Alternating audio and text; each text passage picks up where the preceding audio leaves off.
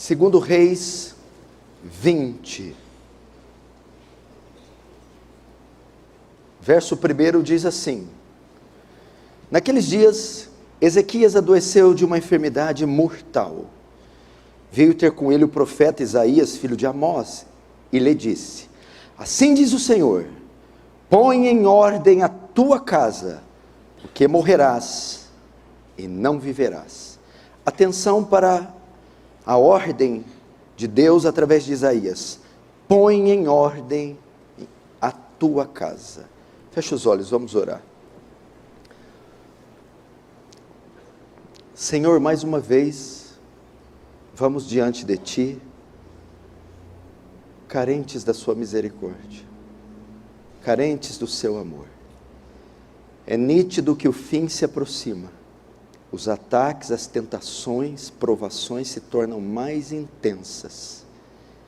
E eu rogo para que o Seu poder em nós e a Sua graça também sejam mais intensos, para nós resistirmos o tamanho do assédio das trevas, do mundo e da carne. E jamais, Senhor, permita que o nosso coração veja as coisas espirituais, divinas, com desdém, com superficialidade, que elas ocupem o primeiro lugar em nosso coração, que haja graça do Senhor sobre esse culto, temor, reverência, e os corações, mesmo os mais duros e as mentes mais dispersas, temam o Senhor, em nome de Jesus, amém. Só mais um recadinho antes de prosseguirmos. Eu sei que nós contamos hoje com um avanço tecnológico, que tem nos poupado um bocado de trabalho, mas eu não gostaria que você substituísse a Bíblia pelo celular, não gostaria. Eu não gostaria que o ambiente sacro, sagrado, fosse dominado pelos eletrônicos. Por quê, pastor? Não é a Bíblia de todo jeito? Primeiro, porque eu acho que o cristão precisa andar com a Bíblia, aquela que ele anota, que ele escreve, que ele lê, que ele decora, que ele manuseia. Segundo, porque ao usar a Bíblia eletrônica, obviamente você vai ser distraído com notificações e mensagens durante o culto.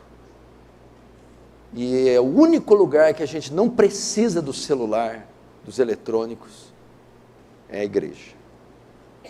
Então eu gostaria de pedir isso para vocês, para o bem de vocês, porque a minha está aqui, é só para o teu bem, para a sua santificação. Deixa essa parafernália desligada lá fora, pelo menos 1h40 das outras 22 que muitos estão conectados. Ninguém aguenta isso mais. Nós não temos estrutura biológica, fisiológica, psicológica para suportar um assédio dessa envergadura, desse porte. Tem tanta gente doente na mente, no coração, não sabe por quê. Internet, mídias sociais, celular. Presta atenção aqui, irmãos. Essa palavra vai ser muito oportuna. O profeta Isaías faz uma profecia ao rei Ezequias, ok? É o que você acabou de ver aqui, dizendo que ele vai morrer. Você conhece a história, se você estudou, Ezequias é um bom rei, um bom homem. Deus manda ele ir manda o profeta Isaías ir até o palácio do rei, fazer uma profecia, dizendo que ele vai morrer. Mas antes disso, ele dá uma ordem a Ezequias: põe tua casa em ordem, Ezequias. A ideia é assim: se você vai embora, não deixe nada para trás, organize tudo, deixe tudo alinhado, mulher, filhos, reino, sacerdócio, área militar, civil, social, bota a tua casa em ordem. para que você parta em paz. De modo que, se a ordem foi dada, é porque a casa de Ezequias não estava em ordem. As coisas não estavam nos seus devidos lugares. E essa também, queridos irmãos, é uma ordem para nós em nossos dias. Põe tua casa em ordem. É a palavra para todos os pais aqui. Põe tua casa em ordem. É a palavra para todas as mães. Põe tua casa em ordem. É a palavra para todos os filhos. Põe tua casa em ordem. E casa aqui não significa apenas o ambiente do lar. São todas as esferas da sua vida. E eu quero perguntar a você, como está hoje a sua casa? Como estão todas as esferas da sua vida? Profissional, conjugal, familiar, espiritual? Elas estão em ordem? Se não estão, o chamado para vocês essa noite é: põe tua casa em ordem. Com essa mensagem, eu pretendo então, através dessa mensagem, abordar as principais áreas da nossa casa, com o fim de colocá-las em ordem. Então vai ser uma palavra assim meio serviço utilitário. E eu vou abordar alguns aspectos, não são todos, o tempo não dá, teria que ser uma conferência para 2 décadas, mas pelo menos alguns que também não são os mais importantes, mas talvez os mais pontuais. Então, abordaremos áreas com o fim de colocar sua casa em ordem. Vamos começar pela sua saúde, ok? Põe em ordem a sua saúde. Como está a sua saúde? Quanto você tem se importado ou se dedicado para a sua condição física, emocional, psicológica? É impressionante a quantidade de pessoas doentes que não empregam nenhum cuidado da sua saúde. Isso é muito grave, muito sério, e está ligadíssimo à nossa fé, não desassocia o físico do espiritual não, porque isso aí foram os gnósticos, os docetistas quiseram fazer no primeiro século, desassociar o corpo físico de Jesus da sua alma. Eu vou mostrar algumas estatísticas para estimular você a pôr em ordem a sua saúde. As doenças mais comuns entre os brasileiros são mais ou menos, quase 10. Diabetes, hipertensão, Alzheimer, depressão, AVC, colesterol alto, câncer, asma e obesidade. Vou ler alguns números aqui, para que você tenha ideia do que está acontecendo e para que você volte no culto que vem vivo. Diabetes. Mundialmente, o diabetes se tornou um sério problema de saúde pública. Por exemplo, em 2000, a estimativa global de adultos vivendo com diabetes era de 151 milhões. Em 2009, havia crescido para 285 milhões. Em 2020, subiu para assombrosos 463 milhões, 500 milhões de pessoas vivendo com diabetes. Isso com adultos. Além disso, mais de 1 milhão de crianças e adolescentes com menos de 20 anos apresentam diabetes do tipo 1. O Brasil é o 5º país em incidência de diabetes no mundo, com 16 milhões de doentes, adultos que vão de 20 a 79 anos, perdendo apenas para a China, Índia, Estados Unidos e Paquistão. A estimativa da incidência da doença no Brasil, nos próximos anos, chegará a quase 30 milhões. Qual a causa? A crescente prevalência de diabetes em todo o mundo é impulsionada por obesidade, dietas não saudáveis e falta de atividade física. A diabetes é a 6ª causa de mortalidade nas Américas e foi responsável por mais de 284 mil mortes apenas em 2019. E você vai ver que todas as doenças estão ligadas a uma alimentação ruim e a falta de exercícios físicos. Diabetes. Outra doença muito comum no Brasil, a obesidade. Preste atenção nisso. Hoje, comer mata mais do que não comer. Comer mata mais que a fome. Hoje as pessoas estão morrendo mais de comer do que ficar sem comer. Esse estudo mostrou que a desnutrição, que em 1990 estava no primeiro lugar no ranking das doenças, que mais tirava anos de vida, mostrou que nos dias atuais, ela caiu para o 8º lugar. Em compensação, a obesidade subiu de 10º para 6º. Então se mata mais de comer do que se ficar sem comer. A obesidade. Segundo a Organização Mundial de Saúde, a obesidade é um dos maiores problemas de saúde pública do mundo. A instituição afirma que até 2025, 2,3 bilhões de adultos estarão acima do peso. E mais de 700 milhões em estado de obesidade. O excesso de peso causou 3 milhões de mortes em 2010. Número 3 vezes maior que as mortes causadas por desnutrição. No Brasil existem aproximadamente 50 milhões de obesos. Essa é considerada uma doença crônica, definida pela Organização Mundial de Saúde. Essa condição ainda tem crescido entre o público infantil.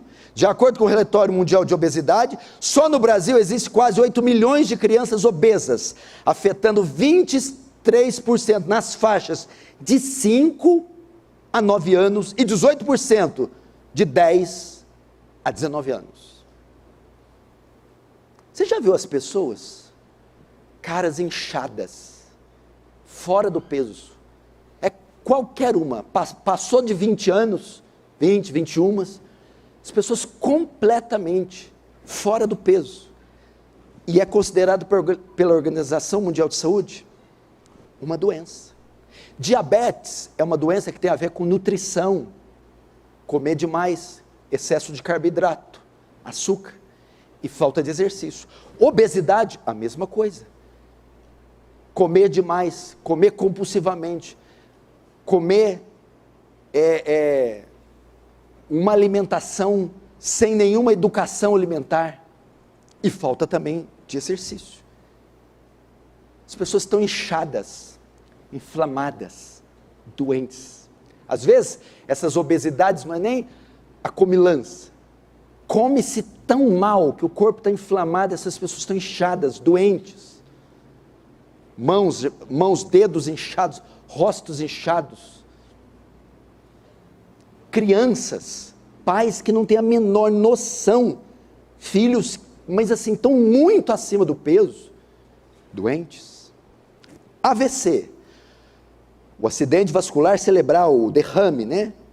De acordo com este mesmo banco de dados, já matou no início do ano 87 mil brasileiros. O número equivale a média de 12 óbitos por hora, ou 307 vítimas fatais por dia, tornando o AVC novamente a principal causa de morte aqui no Brasil.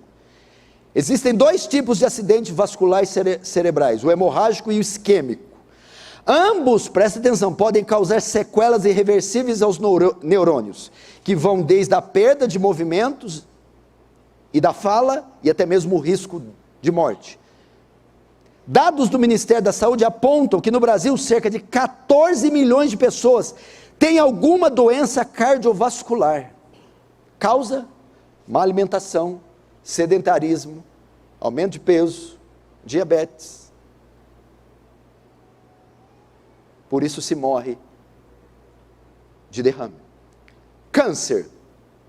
O último levantamento da Organização Mundial de Saúde revela que quase 10 milhões de pessoas morrem todos os anos por causa dos diferentes tipos de tumores malignos. Os 5 tipos de câncer mais comuns são mama, pulmão, colo retal, próstata e o de pele. Dados do Instituto Nacional de Câncer estimam que existam 704 mil casos novos de câncer no Brasil por ano.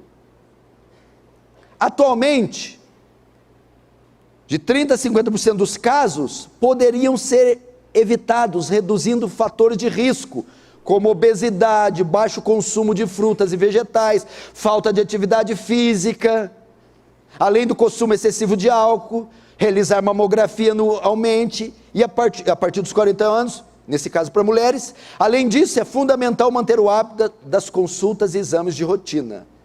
Você viu? 10 milhões de pessoas morrem por câncer todos os anos. 750 mil casos ocorrem no Brasil. De 30 a 50% dos casos de câncer poderiam ser evitados. Como? Tendo uma qualidade de saúde melhor, cuidando da alimentação, fazendo exercícios. Ou seja, se preocupando com essa parte. Portanto, põe tua saúde em ordem, põe teu corpo em ordem. Hipertensão. O número de adultos com hipertensão entre 30 a 80 anos aumentou de 650 milhões para 1 bilhão 280 milhões nos últimos anos. De acordo com a OMS, quase metade dessas pessoas nem sabia que estava nessa condição. A hipertensão aumenta significativamente o risco de doenças cardíacas, cerebrais e renais. E é uma das principais causas de morte e doenças em todo o mundo. Um dos grandes riscos da hipertensão é seu caráter silencioso. Em geral, a doença não apresenta sinais claros, até que algum efeito mais grave ocorra, como infarto. Quanta gente hipertensa? Qual é a causa? Mesma coisa, falta de atividade aeróbica durante a semana. Cardiologistas orientam também o consumo de mais verduras, frutas, legumes e principalmente a redução de ingestão de sal e produtos industrializados. Você sabia que eu tirei açúcar da minha vida faz 2 anos? Que eu tomo café preto, amargo, expresso, aqueles de posto de caminhoneiro, que não é café, é galho de árvore com palito de fósforo torrado, moído, você bebe. Bota esse trem aí, espumando, tão amargoso. Tirei da minha vida, porque açúcar é de Satanás, é do capeta, é do diabo. 2 anos. Óleo vegetal é o que acende o fogo do inferno. No uso, margarina, nem o cão suporta margarina. Bota lá no chão da sua casa, bota lá para você ver, esterco, excremento, titica de gato, galinha, e bota margarina. Os ratos, barata, bicho, vai tudo no cocô, mas não vai na margarina. Mas nós, os inteligentes, os burros, vai na margarina. Ela só precisa de um elemento para virar plástico. Você come quase plástico, e come margarina, vai plastificando as suas artérias. Mas ninguém se importa com isso, bobagem. Alzheimer. No Brasil, cerca de 1.200.000 pessoas vivem com alguma forma de demência, e 100 mil novos casos são diagnosticados por ano. Em todo o mundo o número chega a 50 milhões de pessoas. Segundo estimativas, os números poderão chegar, em 2030, a quase 100 milhões com Alzheimer. O Alzheimer é uma doença neurodegenerativa, progressiva, que impacta a memória, a linguagem e a percepção do mundo. Provoca alterações no comportamento, personalidade e no humor. Impressionante também o número. Isso não tinha 30, 40, 50 anos atrás, pessoas com Alzheimer. Está ligado também à alimentação. Está ligado à falta de exercício físico. A quantidade de industrializados que nós ingerimos, produtos químicos, cancerígenos, afetam o coração, afetam o cérebro, afetam a nossa parte, os pulmões, também. Depressão. Depressão é um transtorno mental frequente. A depressão afeta 322 milhões de pessoas no mundo. Segundo dados da OMS, de 2005 a 2015, esse número cresceu 18%. Escute, a depressão está entre as doenças mais comuns entre os brasileiros. Brasileiros estão no ranking dos mais depressivos. É só você ver essa moça, Ana Beatriz, ela está fazendo um sucesso na internet, é porque todo mundo está louco, todo mundo está surtado. A psiquiatria, psicologia, psicoterapia, nunca foram tão procuradas no Brasil, principalmente no pós-pandemia. Segundo dados da OMS, o Brasil é o país com maior prevalência de depressão na América Latina, e o segundo maior prevalência nas Américas, ficando atrás só dos Estados Unidos. Esse problema afeta quase 15 milhões de brasileiros. E você sabia que 40% das pessoas que têm depressão não sabem que tem? Pensa que está triste, que está indisposta. Isso é uma doença. Quantas não vivem cativas das doenças na alma, 1 ano, 2, 10, 20, sem saber tratar, sem saber diagnosticar, e vivem um verdadeiro inferno, um cativeiro, uma prisão, e não sabem que tem tratamento, e a ansiedade que está coladinha na depressão, em 2019, acometeu 18 milhões de brasileiros, e hoje mais de 10% da população convive com esse transtorno. E a ansiedade, o Brasil está com o maior número de pessoas em um país no mundo com ansiedade, depressão e estresse. Eu já disse aqui uma vez que a Organização Mundial de Saúde falou que em alguns anos cada um vai ter pelo menos uma das 3. Nós somos uma geração doente, nós comemos veneno, dormimos pouco, nós somos imergidos nos eletrônicos que cansam o nosso processamento mental, nós não praticamos atividades físicas, não descansamos o suficiente, somos uma geração doente. Muitos especialistas dizem assim, você sabia que nos Estados Unidos e no Brasil, 80% do dinheiro destinado à saúde é gasto nos 2 últimos anos de vida? É UTI, CTI, é hospital, é quando está ali só a carcaça. Por quê? Porque não se gasta com a saúde, se gasta com a doença. As pessoas não se previnem, não se cuidam. Irmãos, cuidem da sua saúde. A Bíblia fala de saúde? Não sei porque o senhor está falando de saúde, de corpo. Fala. A 3ª carta de João, verso 1 e 2, diz assim, o presbítero amado Gaio, a quem amo na verdade, amado, oro para que você tenha boa saúde. Desejo de João para Gaio, estou orando pela sua saúde. Paulo a Timóteo, capítulo 5, 1 Timóteo 5, 23, diz assim, não continueis a beber somente água, usa um pouco de vinho, por causa do seu estômago e das tuas frequentes enfermidades. Cuida da tua saúde, Timóteo. Cuida da tua saúde, Gaio. Portanto, irmãos, põe em ordem a tua saúde. Qual a última vez você parou para fazer um check-up? Medir sua pressão, seu sangue, urina, seu peso. Segundo dados da OMS, olha só, presta atenção, cerca de 3 milhões e 200 mil pessoas no mundo morrem todo ano por causas relacionadas à insuficiência do movimento. E esse número pode chegar a 5 milhões. O que é isso? Insuficiência do movimento. Sedentarismo.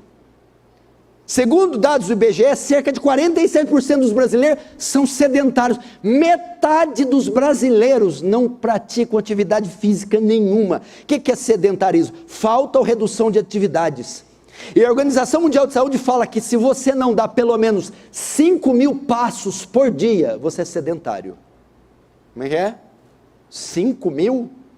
Eu vou dar a cama para a sala, da sala para a garagem. 15. Quanto que falta? Falta 4.985. 5.000 passos. Ou seja, então nós vemos aqui, muita gente está doente por causa do ócio, do sedentarismo. Antigamente, como é que era a música? Lata d'água na cabeça, lá vai Maria. A Maria não quer saber mais de lata d'água não. A Maria, o Zezinho, você dava 2 cruzeiros para ele, vai lá comprar 5 pão, 150 gramas de mortandela, menino. Pelo menos ir e voltar. Ele ia no mercado, andava pelo menos ali 1,5 km. Cadê agora? O bicho tem 16 anos, já quer uma moto. Sedentarismo. Então, ok, vamos novamente, 3,5 milhões de pessoas morrem por insuficiência do movimento, falta do que fazer, de exercitar. No Brasil, 47% dos brasileiros são sedentários. Segundo, o homem também está morrendo pela boca. O que está mais matando hoje não é a falta de comida, é comer os venenos. O que eu recomendo para você? Você deve procurar um nutricionista, regular sua alimentação. Você deve procurar um profissional na área de educação física, para você regular a sua atividade física. E deve procurar um profissional, ou um ortomolecular, para fazer um diagnóstico sobre a sua condição, seu físico e todas as áreas da sua vida.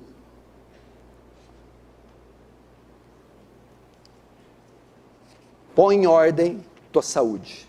Você está morrendo e não sabe. Você está comendo veneno.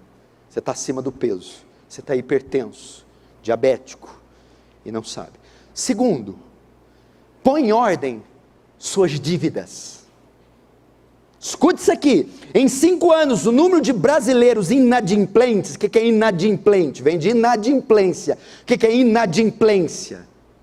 Não pagar as dívidas, ficar devendo, nome sujo, Serasa, SPC, protestado, comprar e não pagar. Em 5 anos, o número de brasileiros inadimplentes passou, escute, de 59 milhões em janeiro de 2018 para 70 milhões em janeiro de 2023, um recorde histórico. Inadimplência é pessoas endividadas. Irmãos, viver dessa forma causa pressão, culpa, compromete o culto, compromete o seu testemunho, sua vida com Deus. Então a palavra é: põe em ordem tuas finanças, tuas dívidas. A igreja precisa parar de ser mística, ela usar o cérebro. Não tem uma música do João Alexandre, é proibido pensar. Crente não pensa, crente sente. Senti, papai. Senti, papai. Não, pensa, meu filho, pensa. É necessário ter educação financeira. Escute, crentes, presta atenção. Em um estudo realizado em 144 países, os brasileiros estão na 74ª, 74 posição, atrás de diversos países economicamente mais pobres. Outra pesquisa revela que 52% dos brasileiros não sabem como se planejar financeiramente, enquanto 46% não se sentem seguros para estipular metas a longo prazo. Precisa ter educação financeira. Educação financeira é o processo em que o indivíduo busca ou obtém conhecimento para lidar com o dinheiro de forma mais consciente e inteligente. Como você pode usar bem o dinheiro? Eu listei aqui algumas formas. Primeiro, faça um orçamento e uma lista de gastos. Faça uma planilha no papel, no computador, como achar melhor, e saiba exatamente quais são suas fontes de renda, as fontes de renda que você possui, primeiro. Segundo, quanto você recebe todos os meses. E terceiro, anote todas as suas despesas, desde o cafezinho que você toma depois do almoço, até o aluguel do seu apartamento. Então, primeiro, faça um orçamento, uma lista de gastos, não sai comprando, vendendo, gastando, sem nenhum tipo de controle. Segundo, controlar os gastos e economizar. A educação financeira envolve ter total conhecimento sobre as próprias despesas. Para isso, não deve confiar na memória. Registre tudo. Ok? Então, controlar os gastos, economizar. Com alguma disciplina, é possível cortar determinadas despesas e economizar parte do salário todo mês. Veja o que não é essencial e corte, reduzindo assim o gasto mensal. Os crentes não sabem fazer isso, Jesus. Você pode cortar, por exemplo, sorvete. Todo fim de semana tem. Dependendo do pote, vai dar aí quase 200 pila por mês. Primeiro, é veneno, então você não vai estar perdendo nada se você cortar. Já economizou 200. Então você tira o que, não é, o que é superficial. Segundo, política de substituição, sabão em pó. Tem o Omo, mais caro. Pega o mesmo, de outra marca, mais barato. Que vai limpar igualzinho, só não tem o marketing. É o genérico. Política de substituição. Você está entendendo? Economiza. Igual lá em casa, de vez em quando eu rodo a baiana. Esse ano não vai ter nada, esse mês não vai ter nada aqui. Aí a Suzana, meu bem, acabou a comida, tem lanche. Eu abro os armários, não acabou nada. Farinha, fubá, mingau, tá tudo, acabou não. Faz bolinho de chuva, faz bolinho de arroz, faz bolinho, hora que fizer até o papel. Eu sou difícil. Aí chega com aquela carinha, acabou, não tem lanche. Eu, não tem lanche? Aqueles pacotes de macarrão basilar, ninho, aqueles rolinhos, cozinha isso aí. Ah, não tem molho, faz alho e óleo.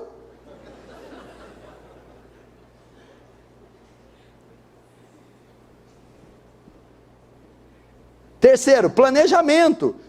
Quem gasta todo o seu salário no mês, vive o tempo todo só no presente, o que é um erro, em termos de educação financeira. É importante você planejar para o futuro. Então você não pode gastar tudo, ganha 1.000, tira 80 cruzeiros, 120 cruzeiros e guarda, que amanhã tem uma viagem, você tem o dinheiro. Tem uma doença do menino, precisa de uma consulta particular, tem um dinheiro. Então faz um planejamento com dinheiro. Quarto, tente poupar algum dinheiro todo mês. Tenha reserva financeira de emergência. Precisamos disso. Por mais disciplinados que sejamos, nós temos uma certeza, sempre há imprevistos. E para dar conta de despesas inesperadas, o melhor se fazer é manter uma reserva financeira que permita arcar com o inesperado, sem sacrificar as despesas prioritárias. É aí que o povo endivida. Como é que você endivida? Tem aluguel, tem o financiamento, tem a compra, tudo ali. Aí bate o carro, 3 pila. Aí, tchau aluguel, tchau financiamento. Aí é a bola de neve que nem Jeová. Não é assim? Por quê? Porque gasta tudo todo mês. É falta de planejamento. Ok? Então, guarde em torno aí de 10% todo mês. Para uma vida financeira organizada, temos que aprender a poupar. Quinto, defina as despesas prioritárias. Outro erro do crente. O que são despesas prioritárias? São aqueles gastos essenciais, sem os quais não podemos viver, e o que não pode ser adiado, como água, luz, aluguel.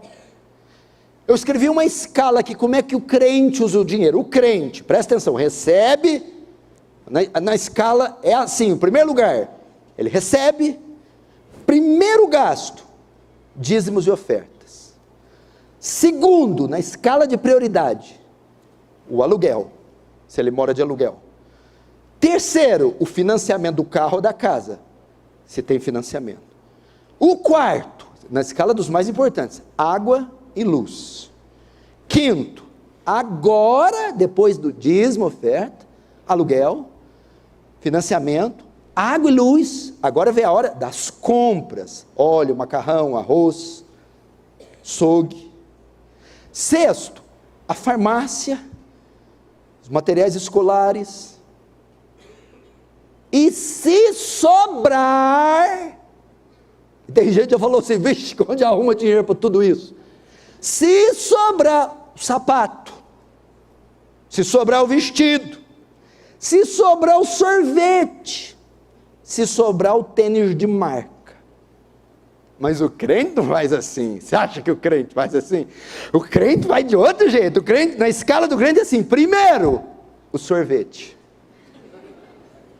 Segundo, o tênis caro ou vestido. Terceiro, as compras. Quarto, já está com dificuldade, água e luz.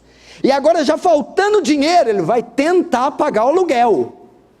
E no quinto, ele já empurra o financiamento para o próximo mês. E no sexto, o que sobra? R$2 por dízimo e oferta.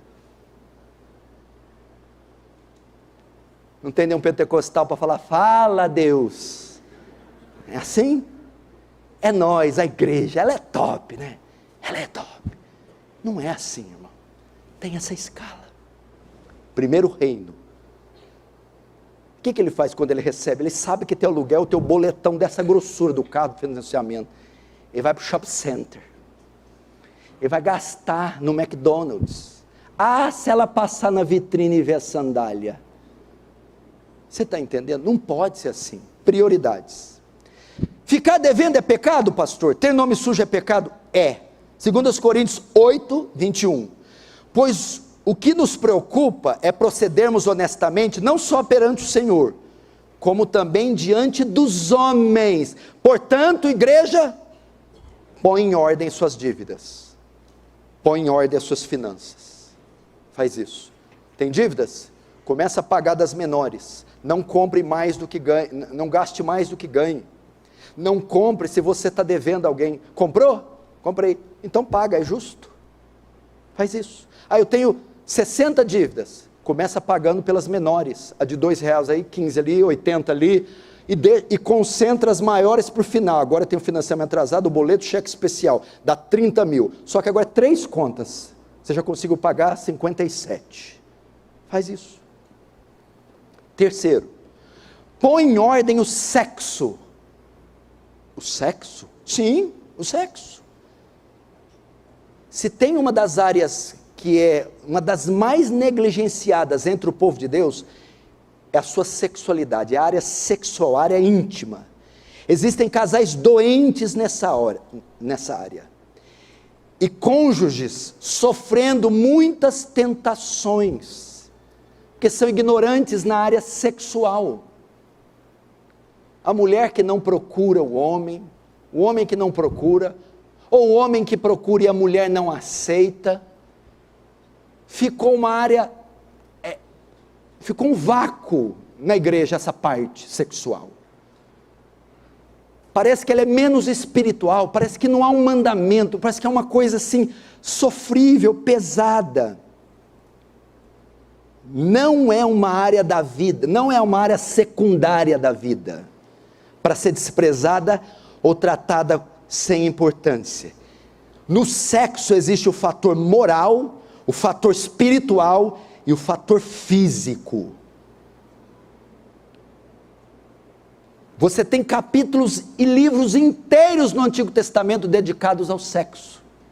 E Paulo destina metade de um capítulo inteiro para falar da importância do sexo. Você precisa entender, o cônjuge precisa entender, o parceiro um do outro, que existe um apetite sexual nato, legítimo, dentro de cada homem e mulher, e que deve ser satisfeito. Portanto, põe em ordem o sexo. Veja o fator físico do sexo, os benefícios do sexo. Melhora a saúde física e mental, melhora o condicionamento físico, melhora o fluxo sanguíneo, alivia o estresse, melhora o humor, combate a ansiedade, melhora a saúde cardiovascular, reduz a pressão arterial, melhora a qualidade de sono e o principal, aumenta a autoestima. Mulheres que não são procuradas regularmente se sentem desprezadas e valorizadas, o mesmo para os homens. Então, se essa é a parte, o fator físico, mas tem também o fator moral. Fator moral. Qual é o fator moral? Não vos priveis uns aos outros, talvez por mútuo consentimento, por algum tempo, para dedicar-vos à oração, para que Satanás não vos tente por causa da sua incontinência. O que é o fator moral? Paulo fala assim, dá uma ordem para o casal: tenham relações sexuais regulares, e não se privem um ao outro. Mulher, não prive o seu marido de satisfazer seu desejo sexual. Homem, não prive sua mulher, satisfaça ela sexualmente. Porque se você privá-lo, não satisfazê-lo, dentro do matrimônio, que é a forma legítima, Satanás vai tentá-lo para ele satisfazer seu apetite legítimo de forma ilegítima. Ele vai procurar outras fontes: pornografia, fornicação, adultério. Olha como é que é forte. Ele não escreveu isso aqui para ímpio.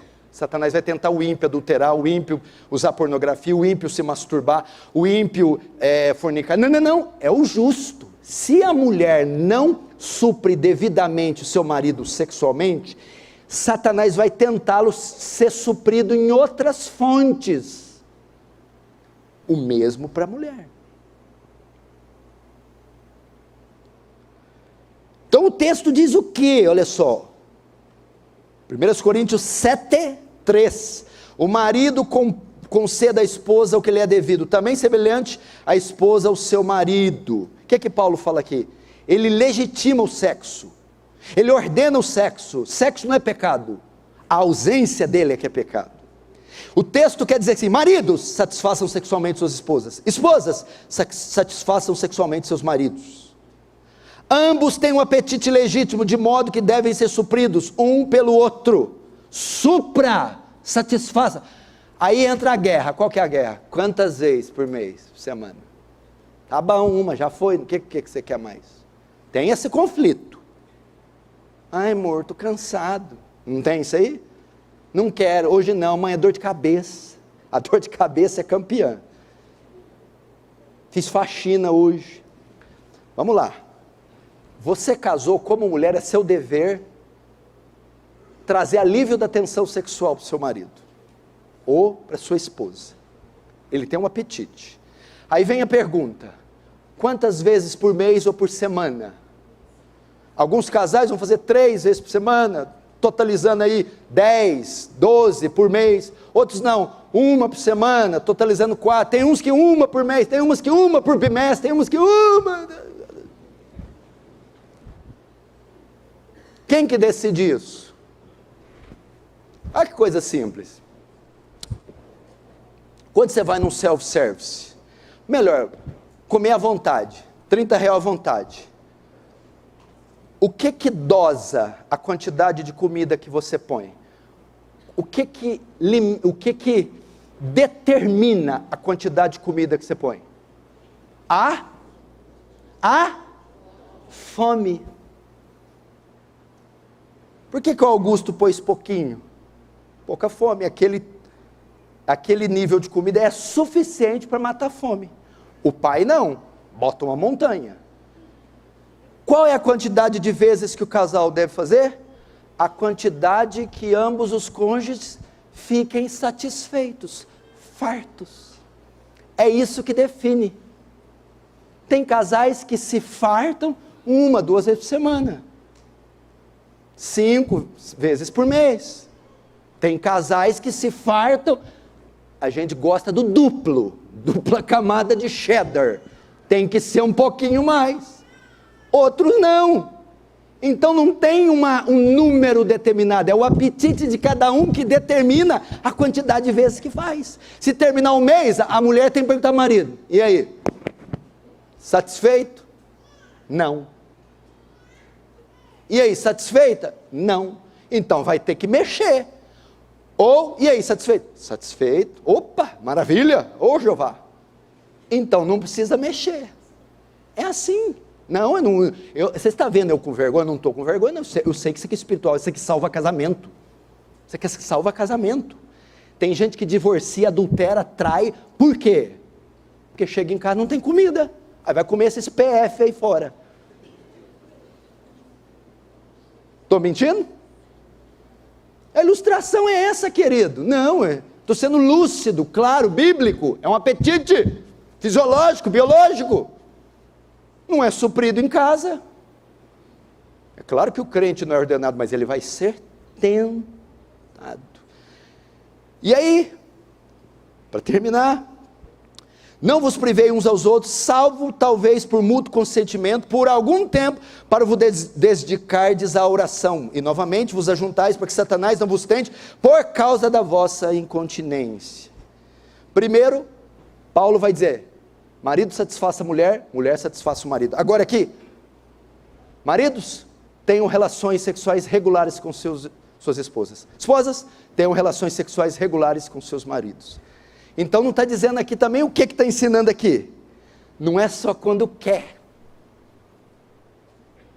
Não é. Nós não temos que nos alimentar regularmente da comida? Temos. Beber água regularmente? Temos. O apetite sexual é tão legítimo quanto os demais. Portanto, relações sexuais têm que ser praticadas com regularidade. E quando eu posso deixar de fazer? Paulo só põe uma condição. Primeiro, tem que ter acordo entre os dois. Essa semana eu não quero. O marido tem que falar, tudo bem. Se o marido falar, eu quero, não pode. Segundo, tem que ser temporário. Eu quero ficar 3 meses. É pouco tempo que o texto diz. Quarto, só em qual condição? Para consagração. Essa mulher vai consagrar o ano inteiro agora, hein? Estou de jejum. Mas está de jejum desde janeiro, santa. Pois é, tem que ter alguém nessa casa que ora. Só por consagração, é só a única. Eu vou me retirar 10, 15 dias para orar, ler a Bíblia, jejuar por coisas específicas. Então quero me abster disso. Ok, o marido tem que concordar e não pode ser 30 dias não, é 12, ele pode ser muito não. Porque o texto diz pouco tempo. Por quê? Para que Satanás não tente. Portanto, põe em ordem o sexo. Está negligenciando. Isso aí está entre as aranhas. Está nas traças. Tem que regulamentar isso aí.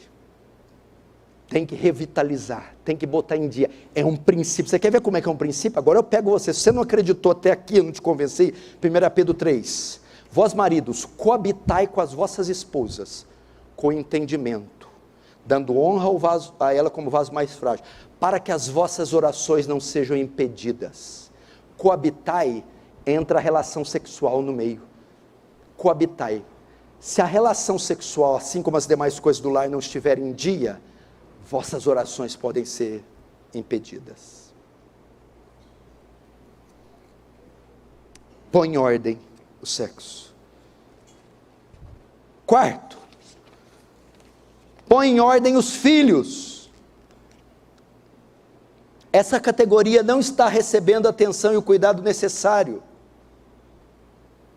Eu vou tratar principalmente do perigo que os filhos estão tendo por causa da internet e do celular. Escute, pais, uma pesquisa realizada pelo Comitê Gestor da Internet no Brasil, disse que 89% da população entre 9 e 17 anos é usuária de internet no Brasil. 89%, é quase que todos os jovens e crianças do Brasil usam internet. Isso equivale a 24 milhões de crianças conectados. Estudo revela que desse número, quase a sua totalidade utiliza o celular como instrumento de acesso à rede. Cerca de 95% dessas crianças acessam a internet pelo celular. 54% das crianças têm perfis em redes sociais. Os pais precisam estar atentos a isso. De acordo com uma matéria publicada por um jornal inglês, o relatório garante que aquelas que passam mais de 4 horas conectadas diariamente são as que mais correm riscos, que vão desde problemas sociais, passando por depressão, ansiedade e baixa autoestima. Isso aqui é com crianças. Uma pesquisa feita com mães de todo mundo mostraram que na faixa etária de 3 a 5 anos, 65% das crianças conseguem operar jogos de computador e 47% delas sabem usar um smartphone. Em contrapartida, 14% delas não são capazes de amarrar os cadarços dos sapatos. E 23% não sabem nadar. Outro perigo é o perigo da superexposição e pedofilia. Pais que ficam tirando foto do filho e postando foto do filho. O pedófilo adora. Tira a foto dela na piscina, tira a foto dela trocando, tira a foto dela, fica e posta. A superexposição. Pais, vocês foram colocados para proteger os seus filhos, não foi para expor os seus filhos. É comum os pais registrarem cada momento seus filhos e logo depois postarem em suas mídias sociais. Porém, expor uma criança dessa forma atrairá pedófilos. Veja agora os principais perigos da internet para crianças: abuso sexual via internet e grooming.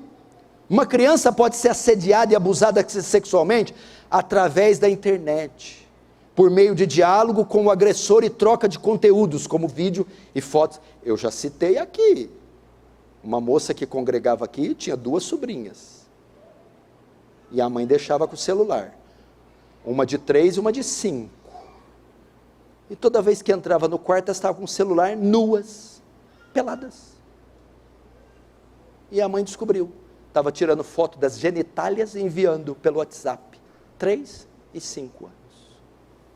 Eu não faria nada com as crianças, eu prenderia a mãe, perpétua, tomaria a guarda, porque para os meus filhos eu dou 1,40, mas eu não dou o celular. Quando eu chego em casa, e eu estou vendo a proximidade, porque tem uma distância que ele tem que ficar deles, e quando eu vejo que, irmão, aí vocês não me conhecem, vocês me expulsariam daqui se vocês me vissem, eu falo assim, what? O quê? Segundo, exposição a conteúdos de conotação sexual. Pais, o acesso a conteúdos pornográficos é muito simples, e a internet está cheio deles.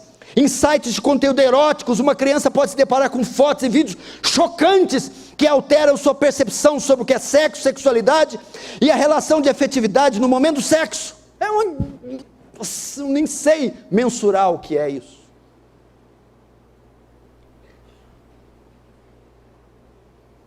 Terceiro, compartilhamento de informações privadas.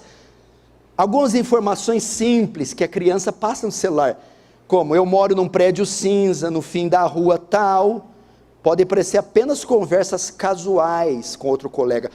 Contudo, por trás daquela conversa tem um adulto que pode usar isso para preparar um sequestro ou um roubo. Pais, põem em ordem seus filhos, cuidem dos seus filhos. Depois perguntam onde foi que eu errei.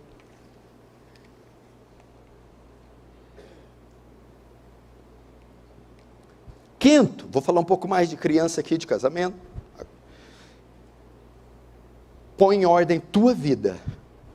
Escute isso aqui, todos agora. Põe em ordem tua vida. A enfermeira australiana Bronwyn Ware escreveu o livro Os 5 principais arrependimentos daqueles que estão morrendo.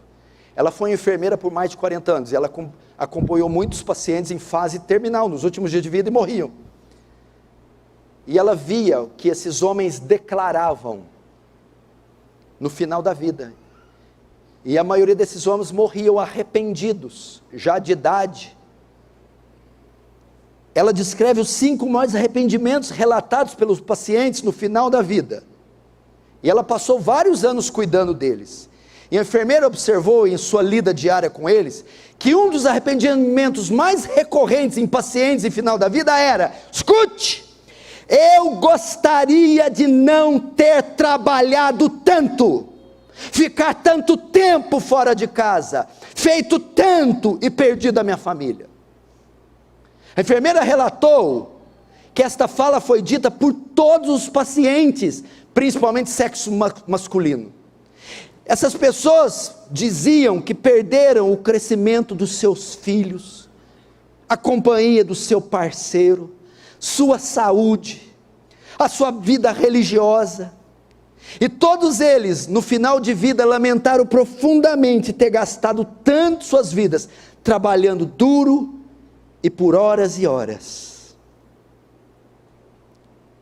Põe tua vida em ordem. Eu vou perguntar para você, você tem certeza que é esse o estilo de vida que você quer viver?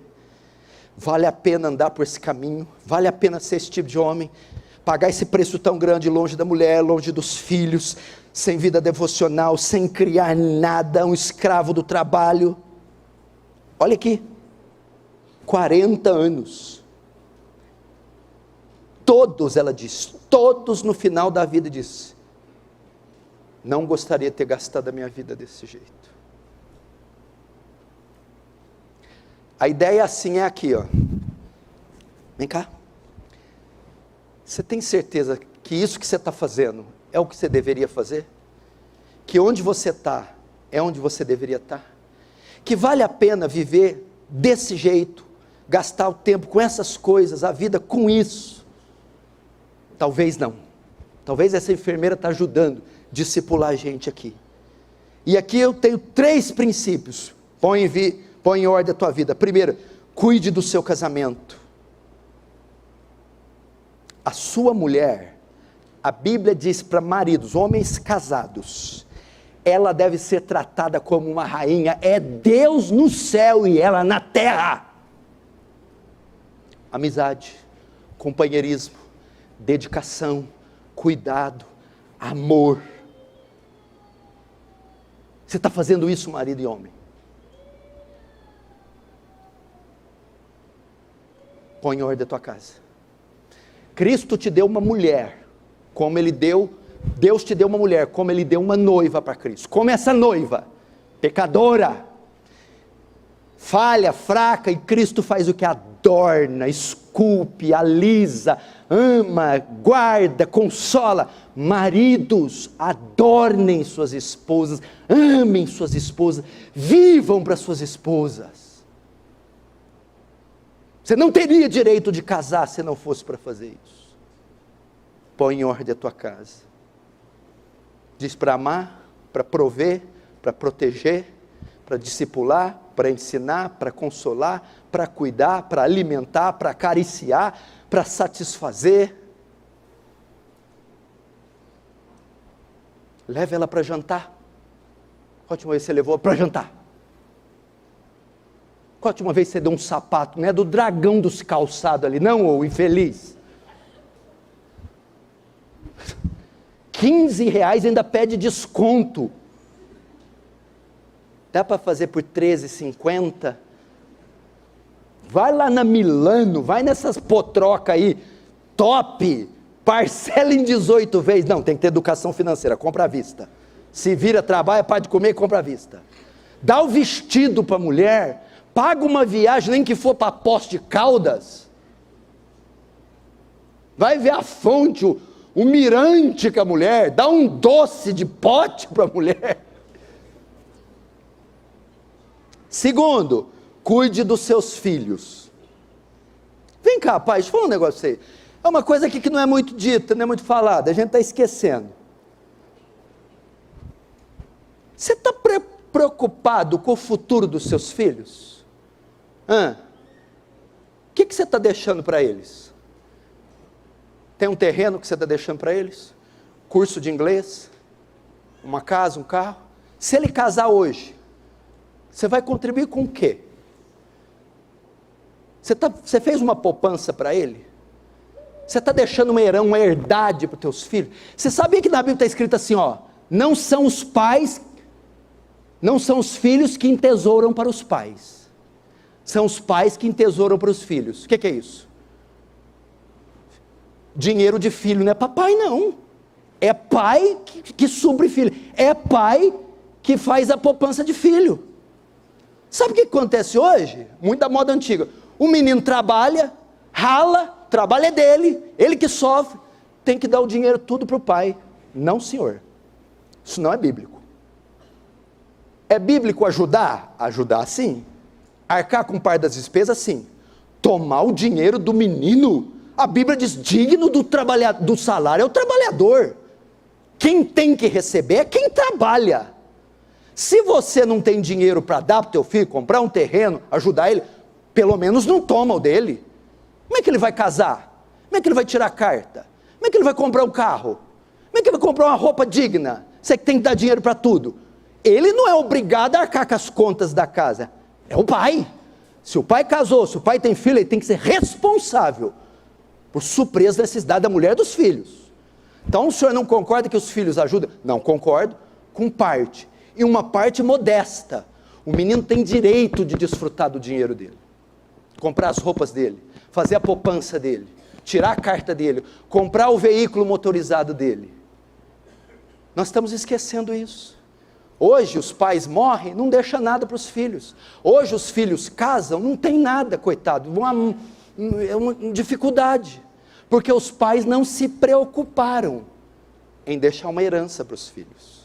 Pais, não explora os seus filhos não, não tem pecado mais grave você fazer um negócio desse. Não explora teus filhos não, rala e trabalha para você deixar alguma coisinha para eles, é uma das coisas mais dignas que você pode fazer. Cuida dos teus filhos. Como eu cuido? Discipula eles, ensina a Bíblia para eles, instrui seus filhos, corrija a lição de casa dos seus filhos, põe em ordem a tua vida, cuida dos teus filhos. Hoje existem muitos filhos desviados, perdidos, deprimidos dentro da igreja, pelo abandono e descaso dos pais. Pais, faça culto familiar, faça com que tenha orações constantes no seu lar, faça com que haja leitura diária na sua casa, da Bíblia, discipulado e o incentivo ao culto público. Tenha diálogo com seus filhos, correção das tarefas com seus filhos, ame seus filhos e seja amado por eles. O que Gênesis 18:19 diz? Eu escolhi Abraão para que ordene seus filhos e a sua família, e as famílias deles, que guardem o caminho do Senhor, praticando a justiça. Põe em ordem a tua vida, teu casamento, teus filhos. E por fim, cuide da sua vida espiritual. Põe em ordem a tua vida espiritual. Essa é a final, rapidamente eu vou falar, mas é a mais importante. O Senhor olhou para Ezequias e disse: põe em ordem a tua casa, que você vai morrer. Eu peguei várias áreas, esferas da nossa casa. Põe em ordem. Por fim, põe em ordem a tua vida espiritual. Primeiro, ou melhor, esse termo vai desdobrar nos outros. A membresia da igreja. Isso aqui não é uma missa. É um conjunto de membros interligados, é um corpo. Primeiro, põe em ordem o culto público. Não venha só aos domingos na igreja. Tenha compromisso com as atividades.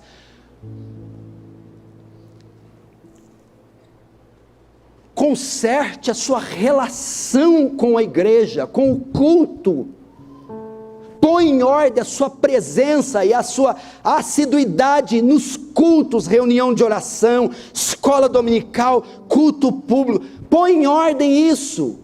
Refaça a sua aliança com o culto público. Não ignore as atividades, as conferências, os eventos. Esteja presente. Atos 2, estavam unânimes todos os dias no templo, partindo o pão em casa com singeleza e alegria de coração. Segundo, põe em ordem a sua vida devocional, sua leitura, oração e sua santificação.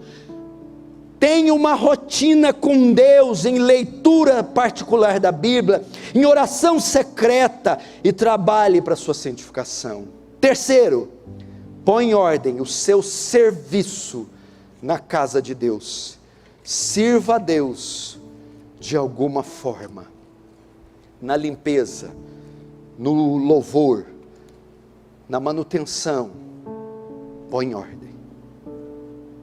Essa é a palavra para nós essa noite. Sai do conforto, faz uma reforma, fecha para balanço, faz uma leitura de cada aspecto da sua vida, coloca em ordem. Vamos fechar os olhos.